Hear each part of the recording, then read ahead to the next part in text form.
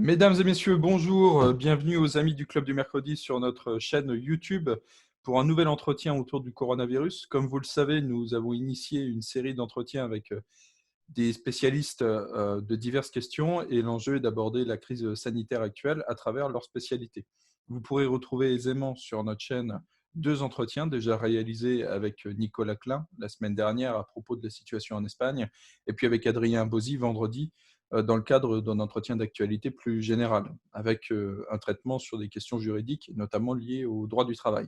Nous sommes aujourd'hui, dimanche 29 mars, en compagnie de Florian Philippot, président fondateur du Parti des Patriotes, conseiller régional de la région Grand Est et ancien député européen. Florian Philippot, bonjour. Bonjour. Florian Philippot, avant de commencer l'entretien, je tiens à souligner votre acte de générosité d'en informer nos auditeurs. Vous proposez gratuitement en téléchargement sur votre site internet votre livre Frexit. Donc on peut le trouver sur le site des Patriotes ou c'est sur votre site personnel? C'est sur le site des Patriotes, donc les-patriotes.fr. C'est un acte de générosité. Enfin, oui, c'est surtout pour occuper les gens, effectivement, le temps du confinement, parce que c'est long pour tout le monde. Et puis, je crois que les problématiques de Frexit, qui est un livre que j'ai effectivement écrit et qui est sorti en septembre 2018, sont vraiment peut-être plus que jamais d'actualité avec ce qu'on est en train de vivre. Enfin, on va en parler tout à l'heure. On va y revenir justement. Voilà. Donc, j'invite chacun à se connecter sur le site des Patriotes et à profiter de cette opportunité pour lire le livre Frexit. Pour ceux qui nous regarderont dans 2-3 mois, j'espère que nous serons sortis du confinement et vous aurez l'occasion d'aller acheter ce livre en librairie. Voilà. Florent Philippot, je vous propose de commencer avec la gestion de crise en France, la situation en France. On est aujourd'hui donc le 29 mars. Édouard Philippe a annoncé il y a 2 jours une prolongation du confinement. Nous sommes donc prolongés pendant 15 jours. Nous allons entrer dans notre 3e semaine de confinement à partir de mardi. Est-ce que vous, personnellement, vous êtes favorable au confinement? Est-ce que vous pensez que c'est une bonne mesure? Aujourd'hui, on n'a pas le choix. Moi, clairement, je veux dire, il faut être responsable. Aujourd'hui, il faut appeler les gens à respecter le confinement. Moi, je le respecte évidemment. Il faut rester chez soi. En fait, on avait un vrai choix à faire. Mais il fallait le faire au début, avant que la France soit en situation épidémique en quelque sorte. On avait soit le choix italien, soit le choix coréen, sud-coréen. C'est-à-dire, il y avait deux stratégies sanitaires possibles, mais après, les choix de stratégie sont contraints par la possibilité matérielle qu'on a. Donc, je m'explique, soit on faisait comme les Sud-Coréens qui n'ont fait aucun confinement. Il se trouve que moi, j'ai des amis qui sont en Corée du Sud depuis début janvier, un peu par hasard, qui m'expliquent quasiment au jour le jour. Il n'y a même pas eu de fermeture des commerces, des restaurants, et pourtant l'épidémie est totalement stabilisée et ils ont eu beaucoup moins de morts que nous. Mais c'est vrai qu'en gros, il y a eu des masques et des frontières et des tests. En fait, c'est le triptyque. Il faut des masques pour tout le monde, absolument pour tout le monde, parce que contrairement à ce que Sibeth Ndiaye nous a expliqué, on sait porter des masques et c'est efficace et c'est utile. Deux, il faut des frontières nationales, parce que quand vous avez identifié un foyer de contamination, ça a commencé en Chine, puis l'Asie du Sud-Est, puis l'Italie, il est préférable de vous protéger de ce foyer de contamination et des gens qui en viennent. Donc, il faut fermer très vite vos frontières. Et trois, il faut des tests de dépistage massifs, y compris sur des gens asymptomatiques, c'est-à-dire qui ne développent pas de symptômes, parce qu'il y en a quand même apparemment pas mal concernant le coronavirus, et confiner ces gens-là et leurs proches. Ça, c'est une stratégie, j'ai envie de dire, pour les pays technologiquement avancés, ce qu'on pensait être jusqu'ici, Corée du Sud. Et ça fonctionne bien et ça évite de détruire l'économie complètement. Et puis sinon, quand on peut presque pas faire autrement, parce qu'en réalité, on n'a pas de masque, on n'a pas de frontières, on ne veut pas en avoir en tout cas, et on n'a pas de test, parce que les réactifs, les réactifs tout simples, on les fait même plus en France, on les fait en Chine ou aux États-Unis. On fait comme la France et comme d'autres pays, c'est-à-dire qu'on fait le confinement général, ce qui va détruire complètement l'économie. Mais ce qui, en plus, c'est encore plus grave, va être une stratégie moins efficace qui va conduire à plus de morts. D'accord. Jusque-là, vous pensez que la France est dans les temps? Est-ce qu'on respecte un bon timing dans l'annonce de nos mesures ou est-ce que, comme on l'entend beaucoup dire, on est en retard? Non, on est très en retard. Non, on est très en retard. Moi, j'ai entendu hier le Premier ministre en conférence de presse dire, pour le citer, je ne laisserai personne dire attendez, j'ai noté la phrase, qu'il y a eu du retard dans le confinement. Moi, je le dis ici, il y a eu du retard dans le confinement. Pourquoi ? en fait, ceux pour qui ça a été compliqué sont nos amis italiens, parce que eux ont dû prendre les premiers après la Chine. Mais ce qui s'est vraiment passé en Chine, honnêtement, je pense qu'on ne le sait pas. Je pense qu'on ne sait pas combien il y a eu vraiment de contaminés et combien de morts. Probablement qu'il y en a eu beaucoup plus que ce que la Chine veut bien nous dire. Donc, disons que l'Italie a été en première ligne parce que très touchée, notamment en Lombardie, très tôt. Donc, elle a dû, en quelque sorte, improviser. Et ça a été compliqué. Donc, c'est elle qui a inventé le confinement, la première dans un pays tout entier. C'est elle qui a inventé la quarantaine dans un pays tout entier, etc., etc. Et la France a vu justement ce qui s'est passé en Italie. Et on avait toujours cette espèce de stratégie absurde. Vous savez, c'était à l'époque des fameuses phase 1 de l'épidémie, phase 2, phase 3. En fait, on attendait qu'une situation s'aggrave pour prendre une décision. Et on n'était pas du tout dans la prévention et dans l'anticipation. Je vous rappelle qu'il y a encore un mois et demi, on fermait ici et là une école, voire on fermait une classe dans une école. Et je me souviens de ce raisonnement que j'entendais à la radio, ça m'avait choqué et mis hors de moi. À Paris, donc une petite fille avait été contaminée par le coronavirus dans une école parisienne. On avait fermé sa classe. Et les parents d'élèves avaient dit, mais les enseignants d'ailleurs avaient dit, mais pourquoi on ne ferme pas l'école? Et le ministre avait répondu, si on trouve un deuxième cas dans cette école, on fermera l'école. Ce qui est l'inverse d'une politique de précaution et d'anticipation. C'est-à-dire que je ne vois pas pourquoi on a besoin d'attendre un deuxième cas. Il vaut mieux éviter le deuxième cas. Et qui dit d'ailleurs deuxième cas, dit généralement troisième, quatrième, cinquième, sixième, 20e et 50e qui arrivent très vite. Donc vous voyez, on a fait ça tout le temps. On a fait ça à chaque fois jusqu'au confinement. Alors on l'a déclenché dans l'épidémie probablement un peu plus tôt que l'Italie, Dieu merci, parce qu'on avait quand même un petit peu d'avance, mais on l'a quand même déclenché très tard.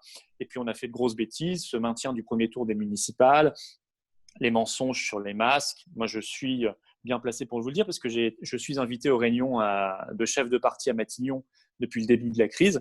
Et j'ai vu le ministre de la Santé nous mentir les yeux dans les yeux le 27 février, date de la première réunion à Matignon, nous expliquant que la France avait des stocks très importants de masques, y compris de masques FFP2, et qu'on allait débloquer ces stocks. Ça, c'était il y a un mois. Et aujourd'hui, on sait qu'en fait, on n'a rien et qu'on est obligé d'aller commander 1 milliard de masques en Chine avec toutes les incertitudes sur ces commandes. Comment voyez-vous l'évolution? Vous pensez que ces mesures vont se durcir, qu'on va devoir rester encore en confinement pendant longtemps, qu'il va y avoir d'autres boulettes, d'autres mensonges commis par le gouvernement? Des mensonges probablement, parce que moi je crois que le mensonge le plus important actuellement, alors je mets toutes les pincettes, les précautions nécessaires sur ce que je dis parce que je ne suis pas du tout médecin et je n'ai pas de compétences en infectiologie. Mais comme tout le monde, je me documente. Je pense que le mensonge actuel, c'est sur l'hydroxychloroquine. Je ne sais pas précisément si ce traitement, vous savez, le fameux protocole du professeur Raoult, devenu très célèbre, hydroxychloroquine associée à un antibiotique qui est l'azithromycine, les deux étant très anciens et très connus, et on en connaît bien les possibles effets secondaires qui sont quand même rares manifestement et les contre-indications. Et le gouvernement semble vraiment tâtonner, voire discréditer le professeur Raoult. Alors, il y a plein de raisons possibles. Il y a probablement des guerres d'ego entre professeurs de médecine, des guerres d'influence entre le laboratoire ou je ne sais quoi. Bon, peut-être des influences financières aussi, de l'argent derrière. Bon, je n'ai pas toutes les clés là-dessus. Je ne vais pas rentrer dans un discours complotiste là-dessus, mais il ne faut pas être naïf non plus. Mais en tout cas, ce dont je suis à peu près sûr, c'est qu'ils sont en train de reproduire le mensonge sur les masques. Vous savez, les masques, en fait, on n'en avait pas. Et donc, on nous expliquait, on avait inventé au niveau du gouvernement une espèce de théorie pseudo-médicale, pseudo-scientifique qui consistait à nous dire les masques, vous n'en aurez pas parce que ça ne sert à rien contre la maladie. Ça n'est plus tout à fait ce qu'ils disent aujourd'hui. Aujourd'hui, ils sont obligés de reconnaître que les Coréens, les Japonais, les Chinois, tous ne sont pas des abrutis. S'ils ont des masques, c'est qu'il y a une raison, c'est que c'est efficace. En fait, c'était un discours pseudo-scientifique pour masquer, sans jeu de mots, pour cacher une pénurie matérielle. Et je crois que c'est exactement ce qui est en train de se reproduire sur l'hydroxychloroquine. On invente des discours de retardement, des précautions tout à fait incroyables sur ce protocole, alors qu'il n'est manifestement de toute façon pas dangereux. Au pire, il est inefficace, mais il n'est pas dangereux, pour en fait masquer le fait qu'on n'a pas d'hydroxychloroquine, qu'on n'a pas de stock et que le gouvernement probablement n'a peut-être même pas encore passé les commandes. Vous voyez, ça, je pense que c'est le mensonge le plus grave actuel. Je n'ai pas de preuves. Je m'engage, disons, par enseignement de ce qu'on vient de vivre. Voilà. Et parce qu'on sait que c'est un gouvernement qui a beaucoup menti ces dernières années, et y compris la porte-parole Sibeth Ndiaye avait assumé qu'elle était parfaitement capable de mentir. Je crois qu'elle l'a fait déjà plusieurs fois depuis le début de cette crise. Le confinement, je ne sais pas combien de temps il va durer, j'espère le moins longtemps possible, mais je pense qu'il va quand même durer. Je ne veux pas désespérer Billancourt, mais je pense qu'il faut se préparer à passer encore pas mal de semaines derrière ces fenêtres. Je vais me permettre une petite indiscrétion. Lorsque vous avez fait vos réunions à Matignon avec l'ensemble des chefs de partis politiques, est-ce que vous aviez des informations par rapport au confinement ou est-ce que vous bénéficiez des mêmes informations que nous? Non, globalement, on n'apprenait pas grand-chose. Non, je n'ai pas le souvenir d'avoir appris D'accord. plus de choses que ce qu'on voyait dans la presse. Disons qu'on a l'opportunité de poser des questions et quand on a de la chance, on a une réponse. Voilà. Bon, disons que je ne vais pas condamner cette méthode, c'est pas mal. On en a fait 3 pour l'instant. La dernière était d'ailleurs en visioconférence, je crois, il y a une dizaine de jours. Il y en aura probablement d'autres. C'est plutôt bien de le faire que de ne pas le faire. Donc, j'accable pas le Premier ministre là-dessus, mais ça n'a pas une grande utilité. D'accord. Qu'est-ce que vous pensez pour le moment de l'attitude du peuple français dans le respect de ses règles de confinement, de sa dignité, le fait d'applaudir le personnel soignant à 20 heures aux fenêtres, etc. Qu'est-ce que vous pensez du peuple français? Bon, je le trouve globalement, on ne peut jamais faire des généralités. Enfin, globalement, je trouve le peuple français très digne. Je le crois très en colère, de plus en plus en colère, sentant qu'on lui ment, sentant qu'il y a eu de l'impréparation et qu'on aurait pu éviter probablement des morts. Mais globalement, le peuple français respecte bien le confinement, globalement se comporte bien de manière de plus en plus civique sur les fameux gestes barrières, etc. Et puis il y a les héros, enfin honnêtement, les personnels soignants, je pense qu'ils arrivent quand même au boulot, la boule au ventre. Enfin, quand on voit quand même la dangerosité potentielle de ce virus, l'exposition qu'est la leur et les faibles moyens qu'on leur donne, c'est quand même une honte d'ailleurs. Moi, je les applaudis à 20 heures. Je sais qu'applaudir, c'est absolument pas suffisant et qu'il faudrait les aider bien plus matériellement et concrètement que cela. Mais bon, ceci dit, c'est quand même pas mal de le faire aussi. Les soignants et puis tous ceux qui permettent à la vie de continuer. On a parlé beaucoup des caissières, on a raison. Les caissières, elles prennent aussi un risque évident, plus que la moyenne de la population. Les livreurs, les pompiers, les ambulanciers, les chauffeurs, enfin tous ceux qui participent, les forces de l'ordre, les soldats à cet effort national. Moi, je trouve que le peuple français est digne dans cette affaire. Je trouve que le gouvernement, lui, a menti. D'accord. Vous pensez que cette crise sanitaire, et puis donc bientôt crise politique, si ce n'est pas déjà le cas, est-ce qu'elle aura des répercussions à l'avenir sur les comportements collectifs et politiques, de la pensée politique du peuple français? Je ne crois pas qu'on en sortira. Vous savez, on vit quand même quelque chose, même, moi je ne l'ai évidemment pas vécu, vous non plus, et ceux qui nous regarderont, pas beaucoup l'auront vécu, je pense, mais même ceux qui ont vécu la dernière guerre, nous disaient que finalement on circulait mieux. Enfin, je veux dire, je ne compare pas, hein, parce qu'il y avait d'autres horreurs à côté que nous ne vivons pas, Dieu merci. Mais je veux dire, on vit quand même quelque chose pour nos générations et pour beaucoup, y compris celles aussi de nos parents, etc., quelque chose de parfaitement inédit. Ça a été un renversement quand même d'univers pour tout le monde. Ça a été brutalement un changement de monde. On a eu le sentiment que d'un coup, tout a basculé. C'est d'ailleurs quelque chose qui était au fond de nous-mêmes. Enfin, beaucoup, on se disait, il y a un moment où il va se passer quelque chose. On pensait peut-être plutôt à une crise financière majeure, à l'explosion d'une bulle, à un événement politique inattendu, une révolution, on ne sait quoi. Finalement, ça vient par un virus. Mais il s'est passé une rupture. On pourra dire dans notre vie, je pense honnêtement, ça va forcément laisser des traces très profondes, qu'il s'est passé une rupture à un moment dans notre vie individuelle et dans notre vie collective. Derrière, qu'est-ce que ça va produire en termes collectifs et en termes de comportement collectif et en termes politiques? Je pense quand même qu'il y a beaucoup de… Alors les Italiens, on voit bien que c'est très avancé en termes de réflexion, notamment sur l'Europe. Je pense que ça avance aussi beaucoup en France. Je pense plus prosaïquement que notre paysage va changer et pas forcément dans le meilleur. C'est-à-dire que je m'explique, je pense que beaucoup de restaurants, de bars, de cafés qui ont fermé ne rouvriront pas, n'auront pas la capacité économique. Ce qui va changer notre paysage, dans nos villages et dans nos villes, dans nos bourgs, le café, le resto, avec la cuisine française, etc. Je pense que beaucoup ne rouvriront pas malheureusement, parce que ça va être trop compliqué pour eux. Et ce sera peut-être une cellule commerciale vide pendant longtemps, ou ça sera remplacé par une chaîne américaine qui aura, elle, les reins solides pour venir s'installer. Il ne faut quand même pas négliger aussi l'impact que ça aura sur la psychologie collective. C'est-à-dire qu'il peut y avoir un changement de vie, un changement de paysage français. Et puis en termes politiques, on va en parler, mais je ne peux qu'espérer que les Français en tireront les conséquences.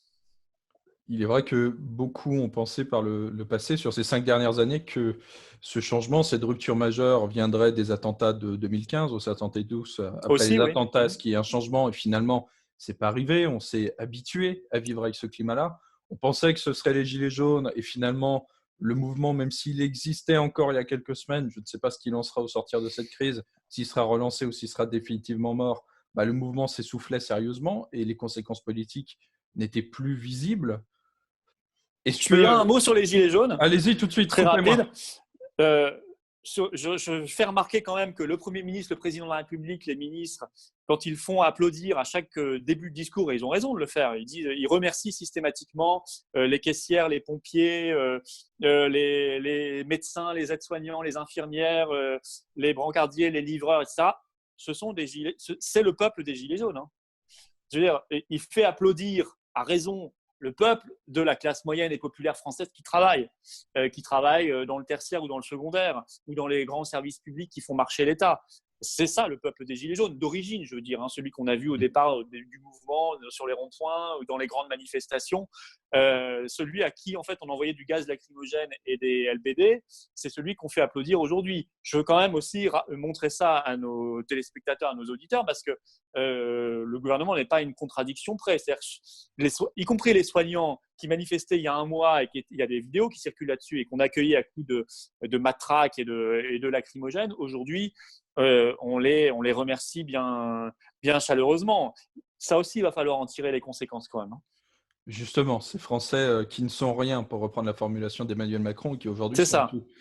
Certains d'ailleurs parlent d'hypocrisie de la part d'une partie de la population qui aujourd'hui applaudit ces personnes, alors que ça fait 40 ans qu'ils votent pour des politiques, des hommes politiques et les politiques qu'ils mettent en place ensuite, qui cassent justement tout le fondement social de la République, qui cassent tout le service public et qui cassent encore plus l'état de l'hôpital public.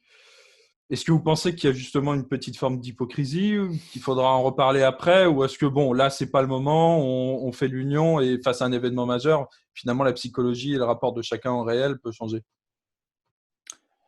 Hypocrisie, il faut être conscient. Pour être hypocrite, il faut être conscient des choses. Moi, je pense qu'il y a de l'hypocrisie de la part de ceux qui ont concrètement mené cette politique de destruction cynique de l'hôpital pour des objectifs comptables, budgétaires, pour rendre une bonne copie à Bruxelles.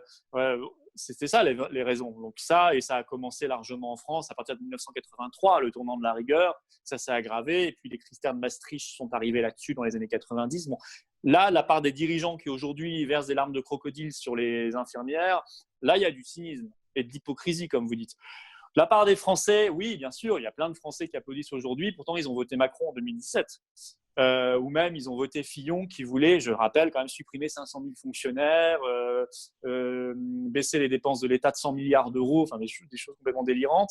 Là, je pense que c'est, à quelques rares exceptions près, de gens vraiment pervers, etc., je pense que c'est surtout de l'inconséquence. C'est de l'incompréhension, c'est de l'ignorance, c'est de l'inculture. Ce sont des gens qui ne savent pas pourquoi ils votent. C'est des gens qui ont voté pour le physique d'Emmanuel Macron ou parce qu'à la télé, on leur a dit qu'il était moderne et jeune et bien, ou voilà. Et parce qu'ils ont voté pour l'Europe, parce qu'ils pensent que c'est le sens de l'histoire et que c'est moderne, sans se rendre compte qu'en fait, ça voulait dire concrètement détruire leur hôpital, faire qu'ils auraient moins de lits de réanimation avec des respirateurs le jour où ils en auraient besoin, si jamais, par malheur, ils tombent sur une version agressive du coronavirus. C'est aussi la destruction de l'armée, dont on voit quand même qu'elle est… en période de crise, l'armée, c'est l'ossature du pays et on en a absolument besoin. Et là, l'ossature est quand même un peu faible, malgré le dévouement des soldats, parce que l'armée a été très affaiblie, elle a été mise à l'os. Voilà, donc pour moi, c'est plutôt ça. C'est là où j'espère qu'il y aura vraiment un changement. J'espère que les gens ils feront beaucoup plus qu'avant les connexions, qui verront plus les liens logiques entre ce qu'ils décident, leurs choix idéologiques ou leur soumission à une mode idéologique du moment et la conséquence concrète sur la vie du pays et sur leur propre vie. D'accord, j'espère que vous aurez raison et qu'il n'y aura pas un refus du réel encore plus puissant et une Attendez, radicalisation moi je des… suis… Oui, non, mais c'est important ce point-là parce que moi je vois trop de gens dire ça y est, l'Union européenne est morte. Non, elle n'est pas morte. Attendez, elle n'est pas morte. Attention, Macron, il ne va pas devenir Frexiteur du jour au lendemain. Ces gens-là, et Macron et tous ses sbires, ils sont imprégnés de culture, d'idéologie européiste. Il y a aussi de puissants intérêts financiers derrière cette idéologie, derrière ce système européen avec ses lobbies qui tournent autour, qui gravitent, avec ses institutions très rémunératrices pour des dizaines de milliers de personnes, etc. Il y a tout un système, il y a une idéologie. Il ne faut pas croire que… non, on va devoir… Tout ce qu'on pourra obtenir, on devra aller le chercher nous-mêmes. Il n'y a rien qui sera donné. Rien. Dès la fin du confinement, il y a une vraie bataille politique qui va s'engager, très sérieuse, très très sérieuse. Non, ce qui va progresser à mon avis, c'est la prise de conscience dans l'opinion publique. Et c'est très important parce que sans prise de conscience dans l'opinion publique, si on n'a pas atteint une masse critique dans l'opinion publique, on ne peut en fait rien faire en termes politiques. Justement, pour parler de politique et de philosophie politique, je souhaitais vous interroger à propos de la place qu'occupe le comité scientifique autour d'Emmanuel Macron. On a la sensation que le gouvernement et que notre président se reposent uniquement à présent sur ce comité scientifique et qu'il y a un refus, en quelque sorte, de faire de la politique, de prendre des décisions. Vous parliez d'un manque d'anticipation tout à l'heure, mais aujourd'hui, on a la sensation que voilà, on est vraiment figé sur les décisions prises, finalement, les recommandations faites par le Conseil scientifique et que notre chef d'État ne veut plus exercer en tant que chef d'État. Est-ce que vous faites le même constat que moi ou est-ce que vous trouvez que j'exagère? Est-ce que ça vous interroge, cette place laissée au comité? Pardonnez-moi, je ne suis pas tout à fait d'accord. Moi, je pense que le comité scientifique, il faudrait regarder sa composition. Il faudrait regarder aussi l'allégeance de certains à des laboratoires, etc. Et il y a des travaux qui ont déjà été menés là-dessus, sans tomber dans le complotisme, mais simplement entre le complotisme et la naïveté bisounours, il y a un juste milieu. Il y a simplement la vie. La vie, elle est complexe et elle n'est pas rose. Il y a des réalités, y compris sonnantes et trébuchantes. Donc, il faudrait regarder. Mais moi, je pense que le gouvernement et le président de la République ne prennent pas leurs décisions simplement selon ce que dit le comité scientifique, qui peut dire d'ailleurs des choses très variables d'une semaine à l'autre. Non, je pense qu'il prend ses décisions contraintes par des réalités matérielles et idéologiques. Beaucoup plus que par le conseil scientifique. Je m'explique. Par exemple, aujourd'hui en France, là, quand on se parle le 29 mars, la France, je ne sais pas si les Français le savent, la France n'a toujours pas fermé ses frontières nationales. Moi, j'ai eu mes amis en Moselle qui m'ont dit nous, il y a les Allemands qui viennent encore faire des courses chez nous. Nous, on ne peut pas y aller. C'est-à-dire que les Français ne peuvent pas aller en Italie, en Espagne, même à Andorre, qui a fermé ses frontières, au Luxembourg, en Belgique, en Allemagne, en Suisse, c'est-à-dire tous nos voisins pour la métropole, parce qu'ils ont fermé leurs frontières, et ils ont bien raison. Par contre, dans le sens inverse, on n'a fermé aucune frontière, aucune. Donc, eux peuvent venir, y compris les malades, les infectés qui viennent d'Italie, d'Espagne, où on sait qu'il y en a beaucoup. Donc, ça c'est un choix idéologique, vous voyez. Ça, c'est vraiment, parce que c'est pas compliqué de fermer une frontière. Les Belges et les Allemands, ils ont mis des plots, des blocs de béton au milieu des routes, tout simplement. Bon, c'est quand même efficace. Donc ça, voilà. Ça, c'est un choix idéologique. Et sinon, les choix, en fait, sont contraints matériellement. C'est-à-dire que ce que je vous disais sur les masques, c'est parce qu'on n'a pas de masque. Le discours qui a été développé sur les masques, c'est parce qu'en fait, on n'en a pas. Le discours qui est développé actuellement sur l'hydroxychloroquine et le professeur Raoult, qu'on essaie un peu de tabasser en termes de réputation, de discréditer, c'est parce qu'en fait, à mon avis, il n'y a pas de stock du tout d'hydroxychloroquine et qu'ils sont en panique. Pareil sur les tests, etc. Et parfois, on utilise le conseil scientifique un peu en paravent, par exemple, pour justifier le maintien du premier tour des municipales le 15 mars, ce qui manifestement a été une très grosse erreur. Il y a eu beaucoup de contaminés. En plus d'avoir produit une élection qui n'a pas de sens, parce qu'il y a eu tellement peu de participation que c'est un verdict qui n'a pas de sens. C'est un résultat électoral qui n'a pas de sens. là, souvenez-vous, le gouvernement nous expliquait 3 jours avant que le conseil scientifique avait dit qu'il n'y avait pas de problème. Bon, je trouve ça un peu bizarre que le conseil scientifique ait dit cela. J'y crois pas beaucoup. Donc, on voit que, non, je crois qu'en fait, le gouvernement reste bien décisionnaire, mais décisionnaire dans un cadre extrêmement contraint par des lubies idéologiques et par des contraintes matérielles navrantes qui s'apparentent en fait à des contraintes d'un pays du tiers-monde. On se rend compte quand même, et ça nous fait mal, brutalement, que la France c'est quand même beaucoup tiers-mondisée.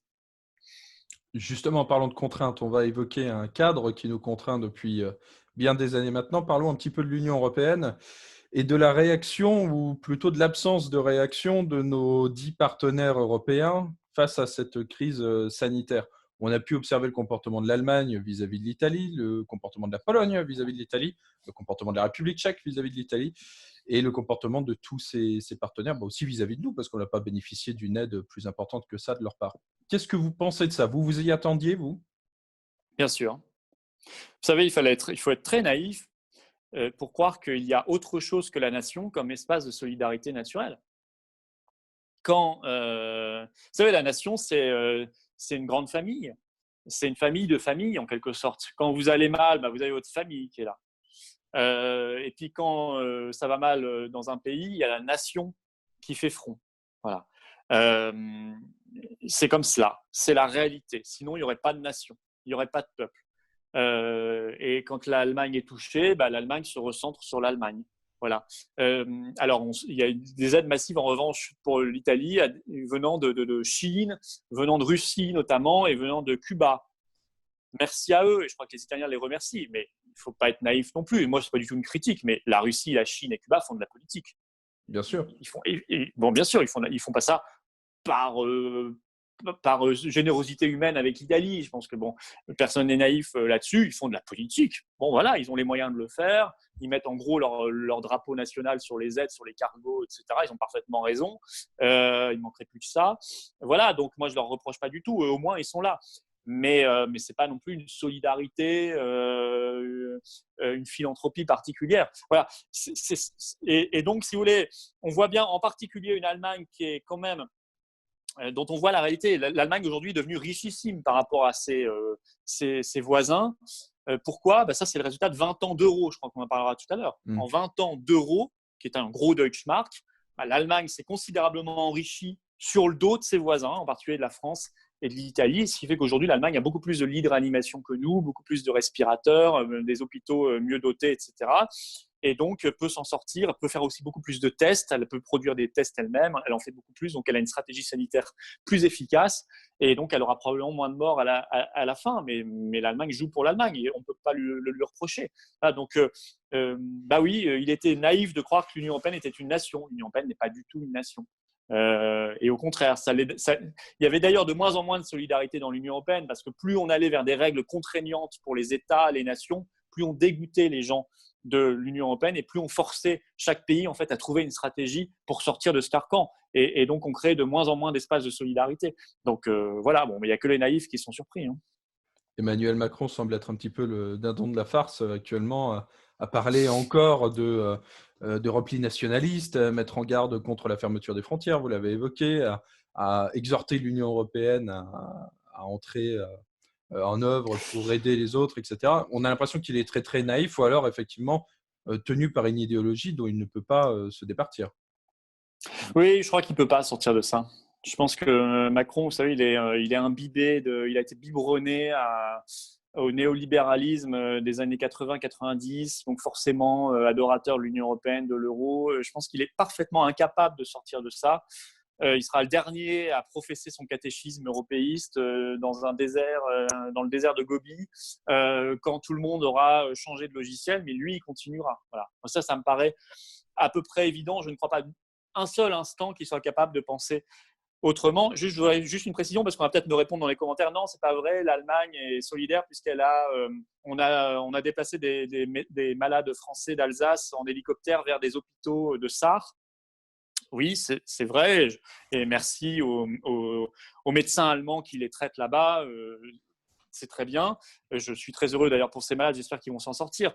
Mais je voudrais, parce que moi je connais bien cette réalité, je suis dans une zone frontalière à Forbach. En fait, c'est très courant c'est simplement l'arrangement avec une zone frontalière comme on le fait en Suisse, c'est-à-dire que régulièrement, il y a des malades français qui vont dans les hôpitaux allemands et inversement. Il y a des malades allemands qui viennent dans les hôpitaux français et ça n'a pas grand-chose à voir avec l'Union européenne et c'est simplement une bonne intelligence de gestion du matériel médical des deux côtés de la frontière, c'est tout. Donc ça n'a rien, c'est pas un dispositif exceptionnel, c'est un dispositif classique. Entre nations, pour le coup, à partir d'une frontière, à partir du réel, et pas dans le cadre européen. Mais bien Voilà. sûr, oui, comme ça fait très longtemps. Moi, je suis né à 5 km de la frontière belge, vous savez, dans le nord de la France. Bon, j'ai toujours connu des solidarités naturelles, des arrangements entre les polices des deux pays pour lutter contre les trafics, par exemple. Tout ça, c'est bien. Je pense que ça existe, en fait, sur énormément de points du globe, entre deux frontières, quand il n'y a pas de contentieux, quand il n'y a pas de guerre ou pas de conflit. Mais je veux dire, c'est un arrangement humain, naturel et logique, bienvenu. On n'a pas besoin de détruire les nations et de faire une entité supranationale épouvantable pour ça. Avant de revenir sur le cas de l'Union européenne, enfin, sur le cas de nos amis européens, peut-être à votre niveau, vous pouvez peut-être nous dire si vous ressentez un climat de défiance vis-à-vis de l'Union européenne qui monte en France. Est-ce que vous avez eu des messages, des soutiens de la part de personnes dont vous attendiez pas à recevoir le soutien? On sait que vous prenez publiquement le Frexit, c'est votre ligne politique. S'il y a un moment où vous devez exister dans les prochains mois, c'est maintenant, c'est parfait pour vous. Est-ce qu'il y a des gens qui sont venus vers vous pour dire j'ai réfléchi, en fait, l'Union européenne, c'est néfaste et je vous rejoins? Moi, je reçois, très honnêtement, je ne vais pas dire quelque chose qui serait convenu de dire, mais je reçois honnêtement probablement plus de messages que je n'en ai jamais reçus en ce moment. Messages privés sur Facebook, sur mon mail, etc. On me parle pas que de l'Union européenne, il faut être honnête. On me parle souvent de la gestion de la crise dans l'instant et c'est tout à fait naturel. On parle aussi des inquiétudes économiques pour certains salariés notamment, mais on parle aussi beaucoup de l'Union européenne. Et je pense, oui, nous on a pas mal d'adhésions patriotes, mais je n'ai pas envie de dire cela dans le contexte aussi morbide qu'on est en train de vivre parce que je m'en réjouis pas. Je veux dire, je pense que c'est simplement une prise de conscience en fait. Voilà, c'est une prise de conscience. Et oui, je pense que tous les discours alternatifs sur un changement de l'Union européenne, de l'intérieur, une réforme ou je ne sais quoi, je pense que ces discours sont balayés par la réalité. L'Union européenne est une structure fondamentalement néfaste qui a conduit à mener des politiques criminelles, je le dis clairement, la politique d'austérité, la politique de délocalisation de notre industrie, ce qui fait qu'aujourd'hui, on est dépendant pour des masques, des simples masques, ce n'est pas de la haute technologie, et pour des tests, pareil, ce n'est pas de la haute technologie, pour faire des tests PCR, de détection, de dépistage du coronavirus, on est dépendant d'importation, mais on est dépendant d'importation pour énormément de choses. C'est la politique d'austérité qui a détruit notre armée, notre hôpital en particulier, c'est une politique criminelle, voilà. Et donc, on ne réforme pas un fléau, on détruit un fléau. Vous avez certainement observé comme moi qu'on a énormément de réactions très hostiles à l'Union européenne chez nos amis italiens. Le mouvement devient de plus en plus important. Je crois qu'un sondage avait dit que 70% des Italiens maintenant n'en pouvaient plus de l'Union européenne. Est-ce que vous pensez qu'un Italexit est possible à l'issue de cette crise sanitaire et que l'Union européenne dans son ensemble est en danger? Je pense qu'un Italexit est possible, ouais. Ouais, je pense que c'est possible. Ils vont tout faire pour l'éviter. Attention, je suis jamais dans la. Je suis désolé pour les rêveurs, mais j'ai un peu d'expérience sur ces sujets-là. Donc, je sais que le système, il ne faut jamais l'enterrer. Même dans les crises les plus graves, il se défend toujours. Et comme je le disais, il y a des intérêts idéologiques et financiers qu'il ne faut pas négliger. Donc, je pense qu'ils vont se défendre. Mais ceci dit, je pense que c'est possible. Vous avez raison. On voit des drapeaux européens qui sont brûlés en ce moment en Italie, y compris des gens sur les réseaux sociaux. Le jeu, entre guillemets, c'est de brûler un drapeau européen et de chanter en même temps l'hymne national italien. C'est assez magnifique.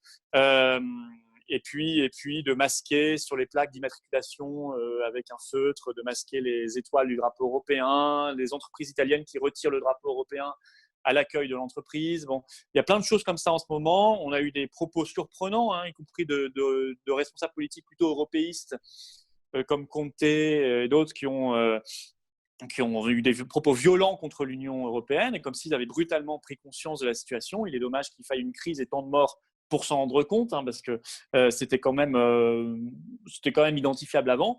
Voilà, bon. Donc, à mon avis, le terrain est quand même assez propice chez eux pour un Italexit. Ouais. Je pense que c'est tout à fait possible. C'est-à-dire qu'en fait, on se lave les mains sur l'hymne à la joie et qu'on brûle des drapeaux européens sur des hymnes nationaux. Voilà, la C'est réalité, ça. c'est celle-là aujourd'hui. C'est ça, c'est ça. Ursula se lave les mains. Effectivement, les gens ont sûrement vu Ursula von der Leyen, hein, la présidente de la Commission européenne, eh bien, se lave les mains sur l'hymne européen. Enfin, nous apprend à nous laver les mains. Hein. Et d'ailleurs, elle le fait très mal. Je vous invite à regarder la vidéo parce qu'elle oublie des parties entières de ses mains, donc elle ne sait même pas faire ça. Vous voyez. Donc, comme quoi, l'Union européenne, ça sert vraiment à rien. Même ça, c'est raté. Même ça. Je pense qu'un gamin de maternelle pourrait nous l'apprendre mieux. Est-ce que vous pensez que, globalement, c'est admis à peu près par tout le monde, qu'une crise financière économique majeure va arriver en compagnie de cette crise sanitaire et que cette crise financière pourrait déboucher à terme sur une explosion de la zone euro? Bon, la crise économique, de toute façon, on y est déjà. L'économie s'est totalement arrêtée. Totalement. La vie s'est arrêtée et pas qu'en France. Je crois qu'il y a quasiment la moitié du monde aujourd'hui qui est confiné. Donc, c'est quelque chose d'inédit. On sera sur une récession, c'est évident, c'est une croissance négative, mais pas 2008. Je crois qu'on avait en France moins 1 point de récession en 2008. Non, on sera. Là, encore une fois, je ne suis pas devin, mais je crois qu'on sera sur des chiffres beaucoup plus élevés que cela. Ça sera donc une destruction de richesse majeure. Ça va être une baisse du niveau de vie. Ça veut dire ça concrètement pour les gens. Donc, ça va être violent. Ça va être très violent. Et donc, on va devoir changer complètement de modèle. Moi, je pense qu'on va devoir. Là, on a l'urgence à gérer. Hein, on en a parlé beaucoup. Je pense qu'il va falloir très vite qu'on sorte du capitalisme financier. Je m'explique. Je pense qu'il faudra une intervention massive de l'État dans l'économie par des nationalisations, mais stratégiques, hein, pas ce qu'on a fait en 2008, où on a renfloué à coups de milliards les banques, on a pris 12% du capital à un moment de BNP Paribas, puis dès que le cours a remonté, on a revendu tout ça, et en fait, on a mutualisé les pertes. Non, une vraie politique stratégique de réindustrialisation, d'État stratège, y compris dans la recherche et l'innovation, avec des grandes nationalisations stratégiques, une intervention massive et assumée de l'État. À côté de cela, il faut faire vivre absolument un réseau très dense de PME, de TPE, d'artisans, de créateurs, d'innovateurs français. Enfin, c'est le secteur privé qu'il faut vraiment soutenir beaucoup plus que jamais parce qu'on en aura besoin pour faire rebourgeonner, en fait, repartir la faune, la flore française, c'est-à-dire tous ces bourgeons, tous ces jeunes pousses et tout ce qui nous donnera demain de l'innovation et de la vraie croissance et de la vraie richesse dans notre pays. Voilà, on va rentrer, je pense, là-dedans. Ça n'est possible évidemment que si on fait le Frexit, sinon on aura trop de contraintes et on ne pourra pas faire ce que je vous dis. Mais le monde va changer, oui. En tout cas, il doit changer. Si on continue avec les mêmes règles qu'hier, la crise on va se la prendre dans les dents, elle va être d'une violence inouïe et on n'aura pas les armes pour l'adoucir ou pour rebondir. Je rebondis justement tout de suite sur vos propos. Vous parlez de nationalisation stratégique. Quel type d'entreprise, quel type de secteur ça pourrait concerner? Si vous avez un exemple d'une ou deux entreprises, par exemple, à renationaliser, vous parlez de quoi? De banque, d'industrie? Oui, je pense, mais bien avant, ça je l'ai dit, écrit bien avant cette crise du coronavirus, il faut un vrai secteur bancaire public, de toute façon, pérenne, en permanence, parce que la banque est trop stratégique. C'est le sang qui circule dans les veines du pays, la banque. Hein. C'est le financement de l'économie, c'est le financement de l'innovation, c'est le financement des investissements de demain. Donc, on ne peut pas laisser ça simplement à des intérêts privés spéculatifs par définition. Donc, il faut un secteur bancaire public, évidemment. Je pense que, par exemple, là, ça nous saute aux yeux, il faut une recherche médicale publique. Localisée en France, avec production en France, recherche et développement en France.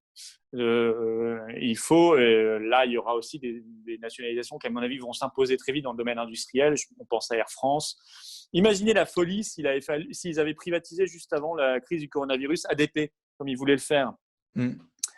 Aéroport de Paris. Ils auraient été obligés, là, ils viennent de fermer Orly, hein, c'est historique. Hein. Il y a plus de trafic. Ils auraient été obligés à toute vitesse, parce que sinon c'était la faillite immédiate, de renationaliser ADP juste derrière. Donc, imaginez quand même, ils ont évité au moins cette humiliation, quoi.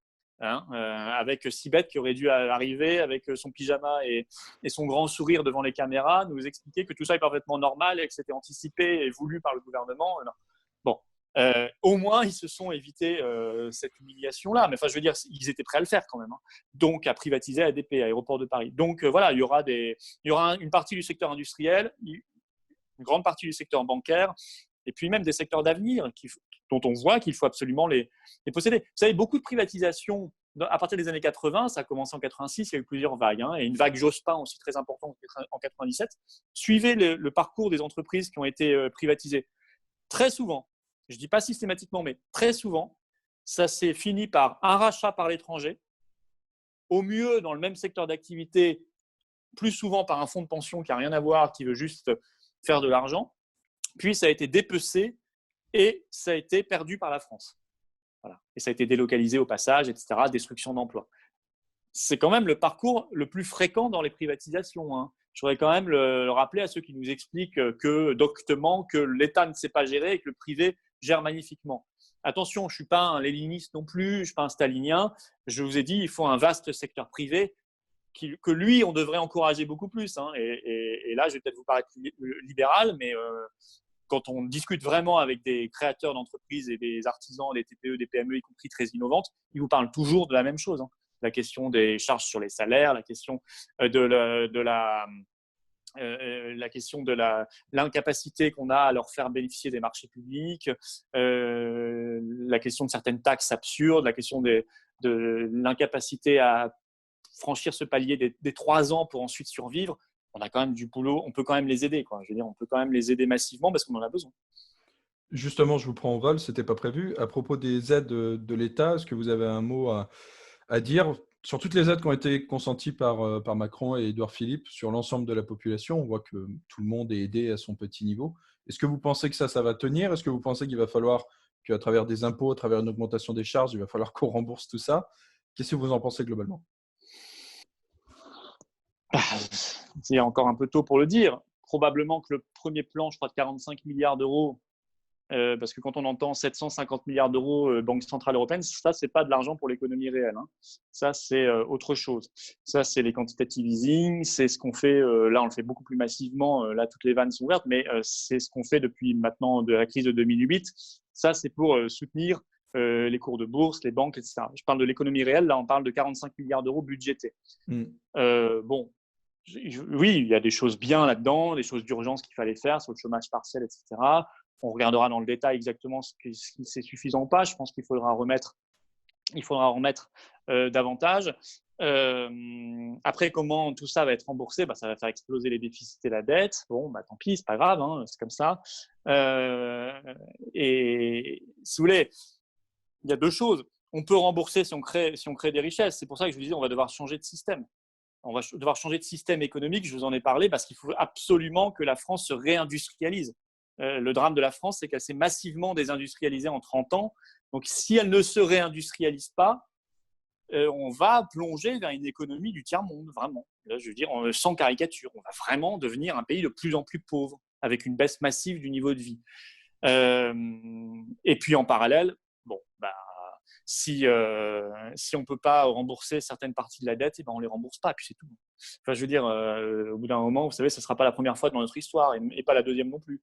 Et si on ne peut pas rembourser, on ne rembourse pas. On ne va pas sacrifier et tuer le peuple français si on ne peut pas rembourser. Regardez le Liban. Le Liban, au bout d'un moment, a dit, moi, je fais défaut parce que je ne peux pas laisser crever de faim mes concitoyens.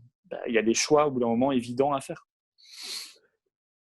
Est-ce que vous pensez que la politique d'ouverture des vannes, justement, de Christine Lagarde sera efficace au niveau européen? Qu'elle sera suffisante? Ou est-ce que c'est finalement, on nous présente ça comme un bazooka, mais est-ce que ce n'est pas plutôt un simple pistolet à eau? Et est-ce que ça aura vraiment une incidence? Oui, mais de toute façon, que ce soit bazooka ou pistolet à eau, c'est une fuite en avant. C'est le Japon qui a inventé ça au début des années 90, cette politique.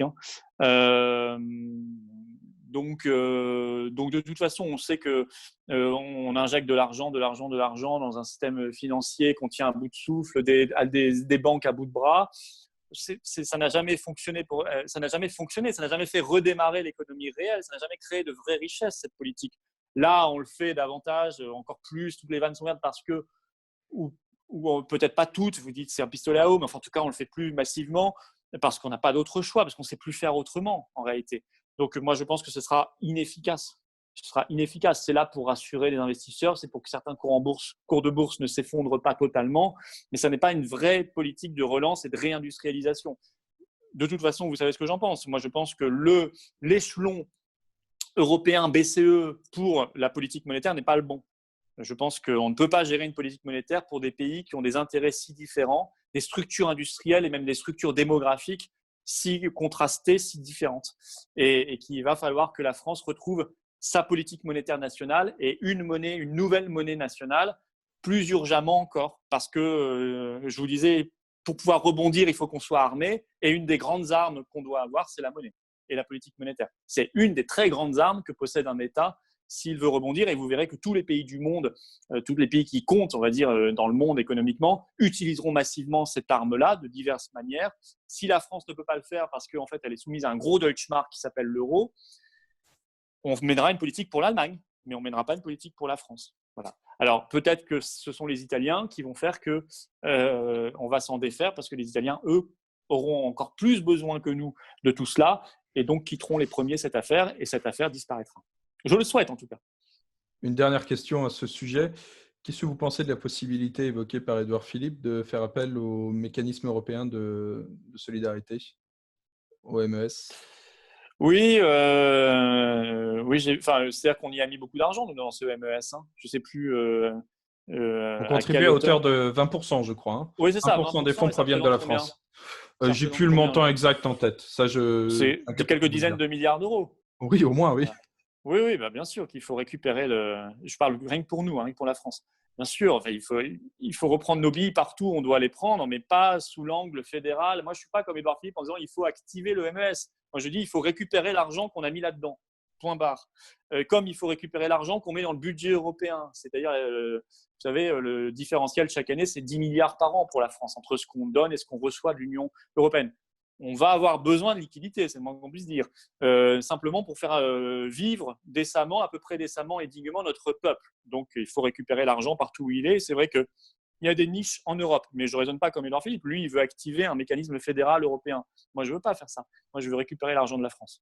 Vous voyez, M. Philippot, on a trouvé comment rembourser les 45 milliards budgétisés. On récupère 10 milliards à droite à gauche sur les budgets européens et puis on les a remboursés. Bien sûr. Si vous voulez des sources d'économie, on peut en parler allègrement. Ça, c'est sûr que des sources d'économie, on peut en trouver, et pas que dans la politique européenne d'ailleurs. On peut parler de plein de sujets, on peut parler des questions de fraude, on peut parler des questions migratoires, on peut parler de beaucoup de sujets, de la fraude aussi à la TVA, mais la facilitée par le mécanisme européen, etc. Bon. Il y a quand même souvent un lien avec l'Union européenne, hein, même l'immigration, il y a quand même aussi un gros lien avec l'Union européenne. Attention, tout ce que je dis sur l'Union européenne et l'euro, ça ne veut pas dire que j'exonère nos gouvernements successifs et nos présidents de la République successifs de leurs responsabilités, certainement pas. Pour moi, Macron est extrêmement coupable. Macron, il adhère complètement à cela. Il a mené cette politique-là en y croyant et rien ne dit aujourd'hui qu'il ne mènera pas la même politique demain. Donc je n'exonère pas du tout nos gouvernements et nos présidents de la République de leurs responsabilités. Je les crois tout aussi responsables, évidemment, que l'Union européenne. Je vous propose une toute dernière question, Monsieur Philippot. J'avais envie de vous Avec interroger plaisir. à propos de votre avis sur la gestion de crise de la part des leaders dits populistes en Europe et aux États-Unis, donc en particulier sur les cas de Boris Johnson et de Donald Trump. On voit que leur gestion est assez décriée. Est-ce que vous avez un avis sur la question? On jugera les choses à la fin, de toute façon. On verra bien. Pour l'instant, c'est un peu tôt. Je crois que le Royaume-Uni, en fait, pendant longtemps, a hésité, mais comme la France. Le Royaume-Uni était parti au début sur la stratégie de ce qu'on appelle l'immunité collective. C'est-à-dire, on laisse la population développer une immunité collective, une immunité de groupe contre le virus, et donc on la laisse se contaminer, etc. Sauf que statistiquement, on s'est rendu compte que ça ferait beaucoup trop de morts, beaucoup trop de dégâts humains pour pouvoir être décemment mené et assumé devant l'opinion publique. Donc, le Royaume-Uni, tardivement, il faut le dire, mais la France aussi a fait le même rétropédalage parce qu'on était parti au début sur la même stratégie aussi, a rétropédalé et donc a fini par fermer ses pubs, ses restaurants, etc. Et je crois faire le confinement. Enfin, je ne sais pas si aujourd'hui ils sont en confinement total, oui, je crois. Voilà, donc on peut leur reprocher ça. Voilà. Mais moi, ce que je dis, et je parlerai de Trump juste après, ce que je dis, c'est qu'au moins le Royaume-Uni demain, il aura plus d'armes que nous si on est encore dans l'Union européenne et l'euro en sortant de la crise. On y sera en tout cas en sortant, c'est certain. Il aura plus d'armes que nous pour rebondir. Il aura plus de latitude, plus de capacité de rebond. Donc on verra à ce moment-là comment ça se passe. Et on verra qui avait raison de partir ou de rester dans l'Union européenne et l'euro. Et là, je pense avoir ma réponse. Et quand même, pour rendre hommage quand même à Boris Johnson, qui d'ailleurs se bat, lui, en ce moment contre le coronavirus, je le rappelle, je lui souhaite un bon rétablissement. Bien avant la crise, il a annoncé un plan massif d'investissement dans l'hôpital public au Royaume-Uni et l'embauche de quelques dizaines de milliers de personnels soignants. Au même moment, Emmanuel Macron faisait exactement l'inverse. Il faut quand même aussi le rappeler. Et là, on n'était pas du tout dans le contexte du coronavirus. C'était bien avant les premiers cas en Chine. Sur Trump, je pense que Trump, il est très effrayé par l'effondrement de l'économie américaine que représenterait un confinement du pays ou même de certains États stratégiques. La Californie a été mise en confinement light. Il a refusé manifestement le confinement de l'État de New York, mais pour simplement des raisons évidemment économiques. Je pense qu'il y a une force aux États-Unis, c'est leur capacité de réaction. Je pense que quand ils veulent être réactifs et dynamiques, ils sont capables de se mettre en branle beaucoup plus rapidement que nous. Et donc, si Trump, par exemple, décide qu'il faut produire tant de respirateurs pour les hôpitaux américains, je pense qu'ils sont capables d'en avoir et d'en produire extrêmement vite. S'il dit qu'il faut tant de masques, je pense qu'ils les auront très vite. Tant de tests, pareil. Et tant d'hydroxychloroquine, puisqu'il semble avoir fait ce choix-là, je pense qu'ils les auront rapidement. Donc ça, c'est une force que nous n'avons pas. Après, sur les tergiversations, etc., oui, on peut faire la même remarque critique que sur Boris Johnson concernant le président Trump, mais nous jugerons également à la fin. En tout cas, pour le moment, on n'est pas dans une compétition aussi morbide. Je ne suis pas dans cette perspective. Je souhaite à tous les peuples du monde, évidemment, à tous les pays, de s'en sortir avec le moins de dommages humains possible.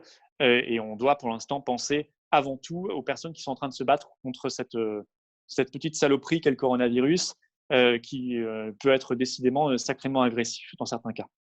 Bon, et une toute dernière information pratique, où est-ce qu'on peut vous suivre pendant cette période de coronavirus? Est-ce que les patriotes restent actifs? Est-ce que vous publiez des analyses? Sur quelles raisons on peut vous retrouver? Oui, bien sûr, les patriotes sont là. Alors, il y a notre site les-patriotes.fr. Vous pouvez d'ailleurs nous rejoindre, nous reprendre votre adhésion pour ceux qui… J'ai pas honte de le dire parce que nous, on n'a pas de dette, on n'a pas de déficit, on n'a pas de soutien bancaire, on n'a pas de soutien d'État. On n'est pas les seuls dans ce cas-là. Mais bon, nous, en tout cas, donc on vit avec nos adhérents. Et c'est vrai que si on veut mener des combats demain, il faut au moins qu'on paye nos charges fixes. Et comme tout mouvement politique, on en a tous les mois qui tombent. Donc, je dis aux gens de nous soutenir, d'adhérer, qu'ils n'hésitent pas. Ils seront les bienvenus, en tout cas.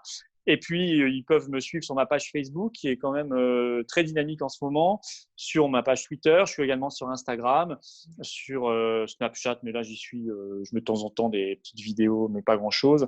Et puis, sur le site des Patriotes, je l'ai dit, non, c'est essentiellement ça. Après, ils peuvent contacter, il y a les adresses des référents départementaux des Patriotes dans leur département. Si ça les intéresse, ils peuvent contacter leur référent départemental. Mais c'est vrai que le confinement fait que, vous savez, un mouvement politique, ça se gère par de la relation humaine. Alors, le téléphone et Internet, c'est formidable. On est en contact, peut-être même plus qu'avant, parce que c'est vrai qu'on a du temps pour appeler ses amis et puis on va dire, ses réseaux, en quelque sorte politiques ou intellectuels pour avancer, pour préparer l'après. Mais à un moment, il faut se voir. Il faut faire des bonnes vieilles réunions. Il faut qu'on s'engueule. Il faut qu'on discute. Il faut qu'on se réconcilie. Il faut qu'on fasse des bouffes. Il faut qu'on fasse des meetings, etc. Donc, la politique a besoin de ce contact humain. Donc, ça reprendra son cours juste après le confinement. Voilà. Juste un mot. J'espère qu'on n'aura pas de second tour des municipales en juin. Je le dis dès maintenant parce que je ne veux pas qu'on reproduise l'erreur du premier tour. Il me paraîtrait dingue et fou de faire une campagne électorale en plein mois de juin et un vote avec des millions de personnes réunies dans les bureaux de vote le 21 juin. Voilà, c'est dit parce que pour le moment, le gouvernement est parti sur cette date et je trouve ça complètement délirant. Vous voulez refaire le premier tour, vous? Oui, moi je pense qu'il faudrait refaire le premier tour pour une raison simple, c'est que ce premier tour est complètement insincère. il n'y a pas de sincérité. Vous savez, il y a un principe constitutionnel, c'est la sincérité du scrutin. Alors, le Conseil constitutionnel nous dira peut-être… le Conseil constitutionnel est très imaginatif en ce moment. Hein. Il a, pour la première fois de sa vie, qui a commencé en 1958, le Conseil constitutionnel a quand même pris une décision, je ne sais pas si vous avez suivi cette affaire, en justifiant une atteinte à la Constitution, un non-respect de l'article 46 de la Constitution. Et donc, en quelque sorte, il s'est référé à une norme implicite qui n'a pas été définie, qui n'a pas été explicitée, une norme supérieure à la Constitution pour justifier une rupture, une atteinte à la Constitution elle-même. Donc, il est sorti complètement de son rôle. Il a accepté que la Constitution soit piétinée. Donc là, si vous voulez, il est capable de valider les premiers tours des élections municipales, alors que manifestement, la sincérité du scrutin n'est absolument pas respectée, puisque énormément de Français ne sont pas allés voter, tout simplement parce qu'ils ont écouté des médecins qui leur ont dit de ne pas aller voter publiquement et qu'ils ont peut-être aussi écouté le gouvernement qui a dit, je le rappelle à l'époque, quelques jours avant le vote, aux Français de plus de 70 ans de rester à la maison et donc par définition de ne pas aller voter. Donc tout cela a entaché complètement ce scrutin. En plus, et ce n'est pas là le principal drame de ce scrutin du 15 mars, le principal drame, c'est que des gens ont été contaminés et que des gens sont même morts. Ok, eh bien nous arrêterons là. Je remercie chacun pour son écoute. Je vous remercie Florian pour votre disponibilité. Voilà, merci d'avoir accepté cet entretien. Merci à vous, merci beaucoup. J'informe, Bon courage. on va faire avec, on va continuer à être actif et à fournir du contenu à nos auditeurs. Justement, je vous informe que d'autres entretiens vont arriver très prochainement. J'espère que l'entretien vous a satisfait, que la qualité de cet entretien satisfera chacun, que le son était bon. Et puis, Florian, je vous dis à bientôt. Merci. Merci Maxime, à bientôt.